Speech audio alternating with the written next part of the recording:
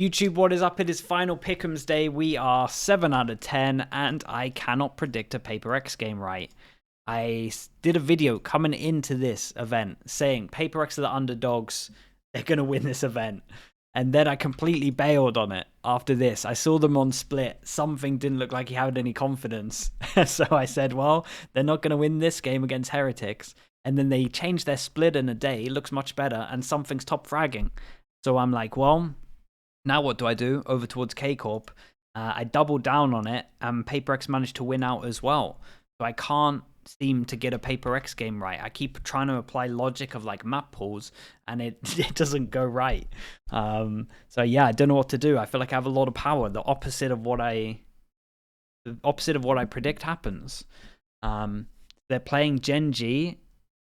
Gen G Paper X. We have a regional matchup, and old me from like 2 weeks ago said in the final that Gen G Paper X played that Paper X didn't want it as much as Gen G, and Gen G really wanted the points.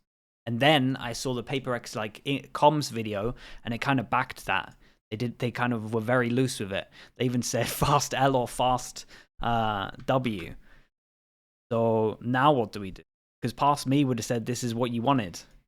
I would have been ticking all of these. But now I don't know what to do, because I'm lost. I'm fully just lost in it. So okay, let's do my mistake first, and let's apply a bit of logic to this in terms of map pool. Paper X ban Icebox or Breeze. Gen G ban Sunset. So Lotus is a 50-50. Lotus is a 50-50. Gen G win Ascent. Gen G win Bind. What would get vetoed out of this? I don't actually know. Split. Paper X win Split. So I mean, there's the two maps for the two maps for Paper X to win it. But in theory, right, Breeze or Icebox, you would put over here towards Gen G as well. That is a 3-to-1 map advantage, with one being 50-50. Do they let the 50-50 map go through? And can I really apply logic to this again when I've been wrong every single time? I'm not sure. I don't think I can go back. I don't think I can go back on what I've done. I can't. It's too late. I'm already a fraud because of these, right? I backed down too early. I've been proven a fraud with these. I should have stuck to my guns, and then I could easily pick them to go win this. But now I'm a fraud, and I think I have to just continue with my fraudulent ways and just keep applying logic. And I think I have to do this. Again, if they can win this, they can and probably should win this, and maybe they can win the whole event, like I said. But I think for me to do that, I have to predict them to lose all of the games. So I think it's a win-win for everyone involved. So I'm gonna, no matter what, I'm gonna predict against them. I'm using logic again, and yeah, I might be a fraud. I'm probably gonna be a fraud. They have a good chance of winning this event. I can't. 2 weeks old me is just furious that I didn't back them here. But again, I've already done the damage. I got to stick it out now. So I have Gen G going through here. Then we have Sentinels against Loud. So Sentinels have a better map pool against this, especially in a best of 3. Okay, for loud hopers, for loud fans, they've been minusing Lotus, which means they're probably going to have to play Split. And I think Sentinels Split has got a bit better since we saw Loud win against them when it was 13-11. Also got to remember Sadak 4K into 3K or 4K to win them that map anyway. So I think they might already thinking they can, like, I think because it was close, I think they're going to keep with their initial Lotus ban, and they're going to play Split, which I think is just a not free map, but I think Sentinels have a heavy edge on that map, so I'm going to keep going with that. The good news for Loud fans is they could throw a curveball. They got 2 days where they could change Lotus into Split, right? So they could actually ban Split, and then Sentinels might feel like they have to pick Lotus, and they have a new Lotus comp. That is something that could happen.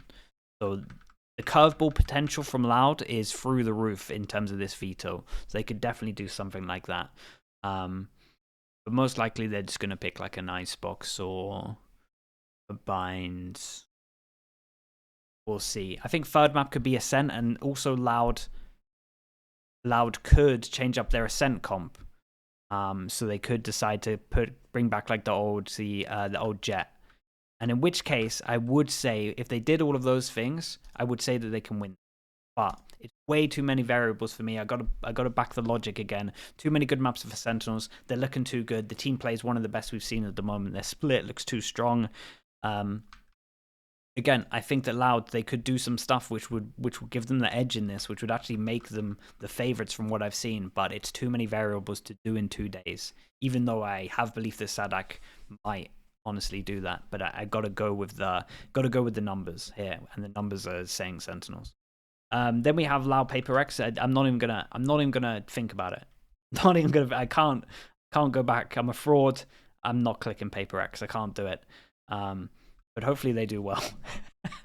Then we have at the top Gen G Sentinels. Gen G Sentinels, map pool wise. Oh, map pool wise could be pretty good. They actually kind of like different maps. So Sentinels would win split. You would probably win Ascent. Ascent could be close. Dude, this could be a good game. It could be a really cool game.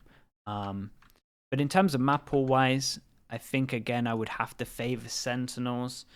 They would get rid of Sunset.